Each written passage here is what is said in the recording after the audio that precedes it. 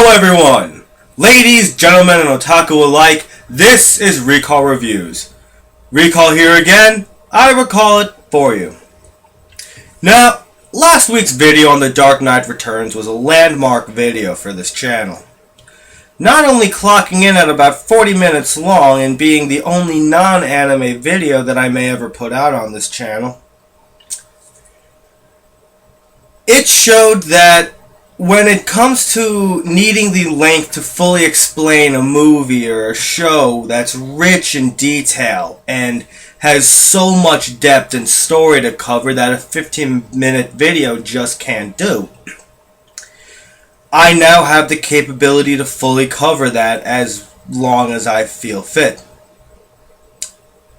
With that said, this week we have Dragon Half. Now, I know that the retro month has ended long ago. With that said, this was something that I came across that I just felt the need to share the batshit insanity with all of you. What may that be? Well, let's find out. So a show starts off with our protagonist Mink watching what can only be the shittiest show within a show in any anime ever. When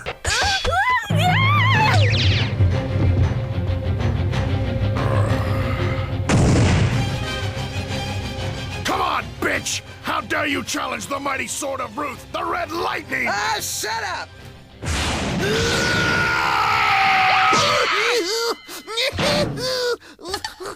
Huh? Mom, Dad, will you stop that? If you won't fight, why don't you go do it outside? Oh my god. What have we gotten ourselves into?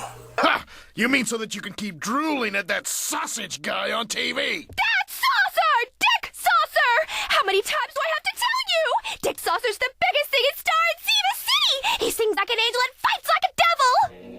Everything you heard was in fact accurate. She is a fangirl for a man of whose legitimate name is Dick Saucer. Try and figure that out. Now, if there's one thing that you'll notice is the visual style in the show itself changes quite often throughout any given scene. Now, this can be both a good and bad thing. In this show, because of how strange it is, I'd say it definitely does actually work. Our next scene introduces us to the main villain, who is the king of a land that remains unnamed. We also find out that Ruth, who is Mink's father, is actually a very powerful knight who used to work for this king. He was sent on a mission to kill and or obtain a red dragon, though instead falls in love with her and marries her, and later on births Mink. The king also reveals that he wants to kill Ruth so he can marry the red dragon. We then have the introduction of our next villain character, Rosario. And the following scene is just baffling to look at. It's you! I know you! Who are you again? I'm Rosario! My name is Rosario! Oh, yeah, that's right. Rodicio. So just why are you here? Why? Isn't it obvious? Please give me permission to take care of this Ruth, sire. That's you? And why should I? Because Sir Ruth is known as the Great Red Lightning and has never been defeated. No ordinary man could prevail against him. Only I, Rosario, can triumph. So you have a plan, do you? Yes. You see, Ruth has a daughter, Your Majesty. Huh? What? Are you saying that I should take Ruth's daughter instead of his wife? Are you out of your teeny brain? Oh, what a lovely, empty, shiny head! We next have a scene where Mink and her friends meet up and explain where the plot of this episode is going to take us, and that is a Dick Saucer concert in the city held 10 days from the point of their conversation.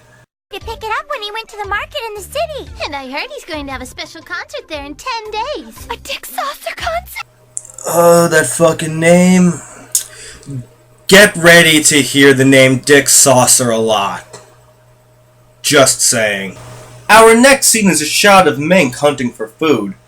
She then is walking home through the forest in a completely different visual style than before when she comes across a Dick Saucer concert ticket attached to a string and hook. You then find out that Rosario has a plan to trap Mink by having her fall into a hole in the ground. His plan doesn't exactly work out the way he wants to, as Mink feels guilty taking the ticket, so he switches to plan B. Now how could that little backwoods tramp have figured out my brilliant trap? But I'll get her. I sucked in by mistake.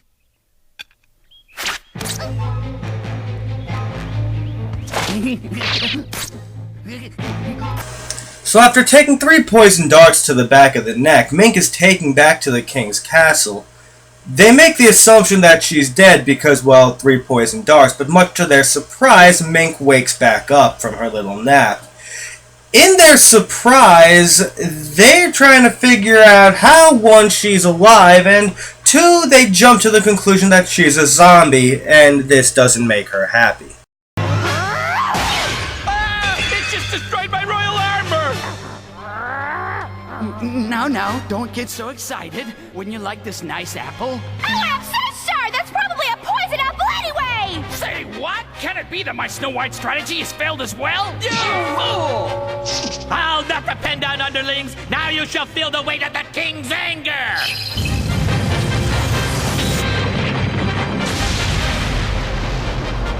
You destroyed my wonderful super-crushing press!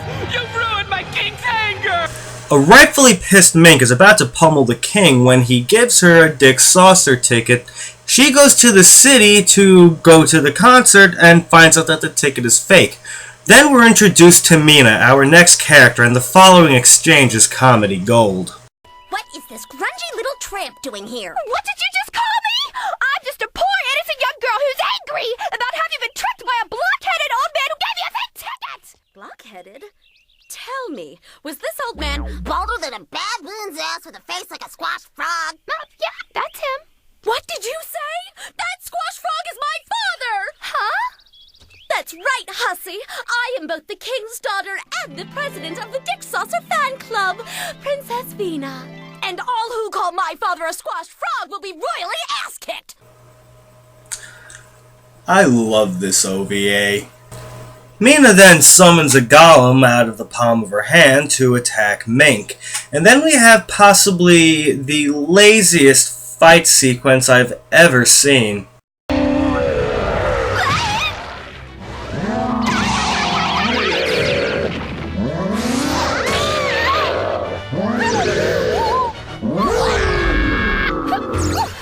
It's not fair! Why do things like this keep happening to me?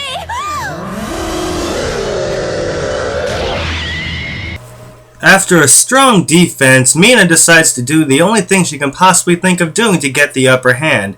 And then Mink is uppercutted right into making out with Dick Saucer.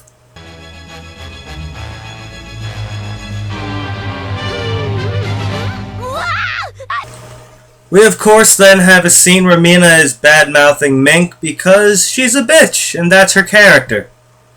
This leads into a scene where Mink runs away crying. We then have the introduction of yet another new character named Damaramu, who is the king's strongest soldier who he is sending to kill Mink. Now, as far as the characters in this series goes, Damaramu has to be one of the best simply because he's just this big, dumb musclehead with nothing really to say, but too much to say. We next have a scene where Mink is telling her friends about all the stuff that Mina said to her, as well as the fact that she kissed Dick Saucer. That's when we have this. Come on, let me get an indirect Hi, girls, I brought you some tea and... Hey, how about letting your old man have some fun, too? Please tell me he's talking about her friend. After that possible incestuous turn in the story, Mink is talking about how she wishes she could be human. Her friend Lufa brings up a point that there's a thing in existence called a people potion and how it can turn her human. She then goes on about a story about a slime who used the people potion to become a beautiful girl. We then have a backstory told by Mina about how her mother was the original slime that used the people potion in order to become human so that she can marry the king that she was in love with, who is the main villain of our story. Mina then goes on to say how when she was born a slime, and how she studied black magic in order to turn herself from a slime into a human. We next have Mink and her friends searching through the mountains for the people potion, when Mink's friend Lufa reveals that she stole her family's scepter. She then, in an attempt to show off, shows that she can't use this in the slightest. We're then shown you don't mess with the little guy and his pet. And take your stupid Mappy with you!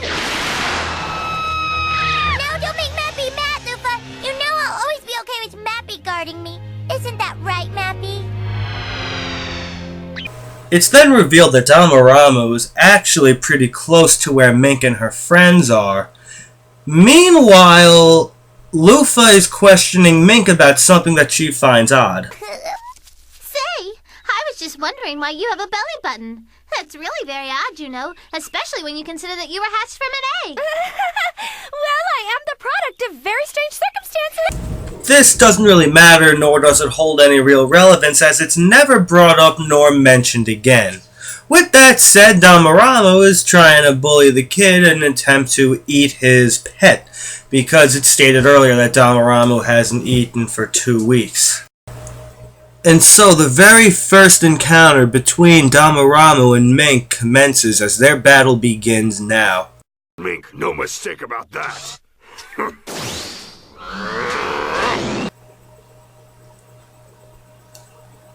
I got nothing. Yes, you guessed it, the fight itself is only about as good as a 90s comedy anime fight scene can be. The animation is nothing too special, the comedy is a little overbearing, and the character one-liners are just awful. We then have the king sending Dick Saucer out to take care of Mink, as Damaramu clearly could not get the job done, and telling Dick Saucer that she is the vicious, evil red dragon and must be dealt with, who is disguised as a young girl, who will try to gain his affections by playing the part of a fangirl. That brings us to the end of episode 1, and where episode 2 picks up, yes, of course, like every 90s anime, it starts off with swimsuits. After a bit where Mink's young friend jumps into the river fully armored and almost drowns, they explain that her parents never want her taking that armor off. And I know what you're thinking, oh, there must be some kind of reason as to why the character can't, some mystical, deep, dark secret, and maybe? It's never explained, nor is it brought up again. Either way, we have Dick Saucer here to try and kill Mink, and then we have the typical fangirl reaction. How can it be? Can this really be a horrible dragon? By the gods, just like the king said she would. Way, Saucer's so great. Way. She may act like that in order to get close to you, but don't let her do it. She's really a vicious dragon. Do you understand? My head legitimately hurts after that scene.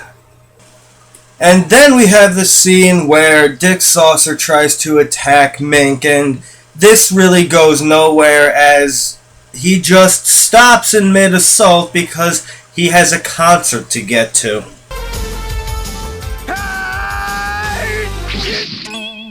Huh? Oh, darn it! I'm supposed to be in a concert right now. We'll finish this later, dragon. Farewell! We're then brought to a scene where the king and Rosario come up with the plan to host, you guessed it, a battle tournament with the intent to kill Mink in the tournament, by making the prize the people potion. To be honest, nothing really too important happens until Rosario shows up again dressed as a fortune teller and offers Mink an energy drink. He explained it earlier, just before this scene, that it was actually a super laxative, and of course, Mink takes it, and as a token of goodwill toward Dick Saucer, offers him the drink, and of course, Dick Saucer accepts. The remainder of this episode focuses entirely on this battle tournament. That being said, nothing really noteworthy happens over the course of this tournament until Mink's 2 rounds. That being said, quickly going over the first fight, which is this random troll versus Dick Saucer, who had already drinking the super elixir and is instantly feeling the effects from it. A victory for Guy! Just a little miscalculation, Your Majesty. I'll get you for this, dragon! We now have the second fight between Mink and the newly mechanized Damaramu as she's stung by a bee whose venom can paralyze one's entire body. That was sent after her by the king and Rosario. Damaramu takes this opportunity to just stomp away and pummel Mink into the ground. Just when it looks like things can't get much worse for Mink, Mecha Damaramu summons his new mechanized pet Roshi. And of course, it's used for nothing but comedy relief. Blacksmith Tony sure did a crappy job. But wait! I still have my secret pocket Sidewinder Ultra Bomb! Damaramu had forgotten he had one of those.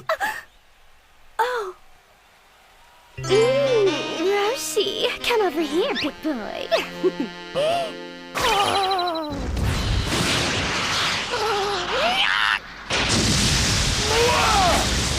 Curse you, Mink! Damaramu will ever regret this! Yes, that was exactly as you saw. The power of Roshi's boner caused him to take a rocket and explode, not only blowing Damaramu away, but sealing Mink's victory. And the battle tournament continues as Mina is wiping out opponent after opponent with the intent to kill Mink herself in the end. The tournament flash forwards to the last couple rounds as Mina is beaten by a demon prince, and this leads up into Mink versus the demon prince. We demons are the leaders of all monsters and evil beings, and my father, the warlike Azanadeth, is the supreme ruler over all. I know that you have plotted treason against my father, Dragon Half, and for that you must die! Huh? What are you saying? I've never plotted any kind of treason against your father, Azanadeth. Don't lie to me! I know for a fact that you said you were going to kill my father, Azanadeth! What are you talking about? I've never even heard of Azanadeth until just now! If you don't really get what's going on, as none of this was ever mentioned at any point in this show, watch this and it'll actually explain everything pretty clearly. Hold on a second. I've got to go check what happened in episode 1 again. Good morning, Ming. Good morning, Luke. Ah! They cut all my scenes out of the first part of the video! I told you so, and now you have no reason to fight me, isn't that right? Shut up, you! A demon doesn't care about stirring continuity! I'm gonna beat you up anyway! Yep, exactly. They broke the fourth wall and it explained everything. Considering the show that it's in, for a final fight, this is about as good as it can get. It's flashy, over the top, and it has some entertaining moments as well as it being a little tense in some parts. So the fight's pretty much even, both on offense and defense, on and off. The Demon Prince actually manages to break Mink's armor much to her dismay. Huh? You fool! You can't do anything to this sword!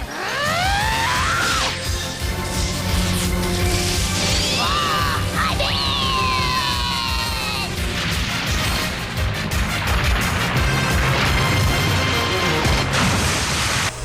Of course, in the end, Mink wins the fight and then everyone's celebrating, and that's pretty much the end of the show.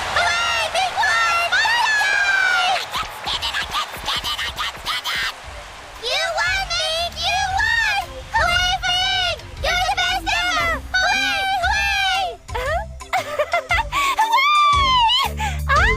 Oh. Well, there you have it, everyone. This was Dragon Half.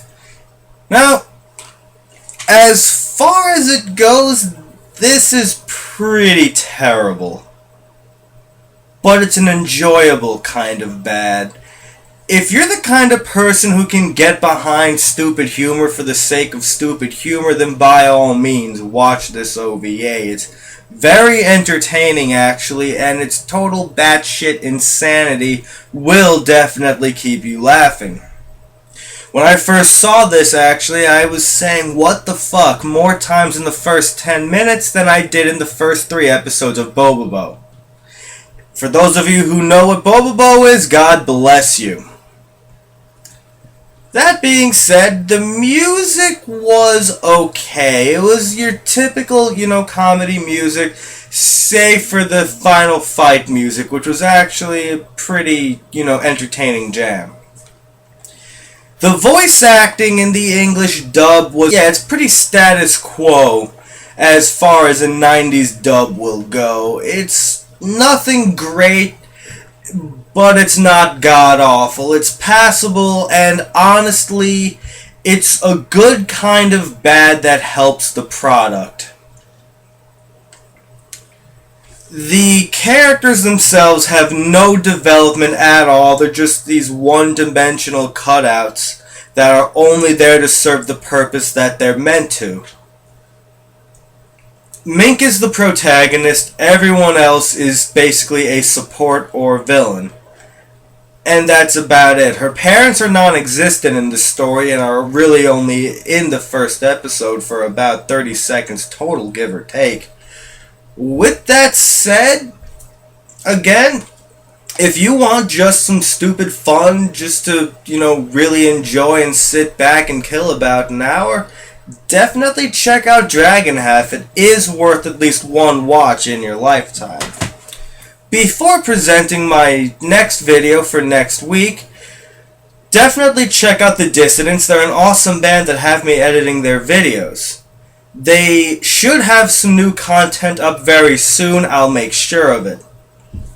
With that said, our next feature is a new OVA that came out in, I believe, 2012 or 2013. Next time is The Garden of Words.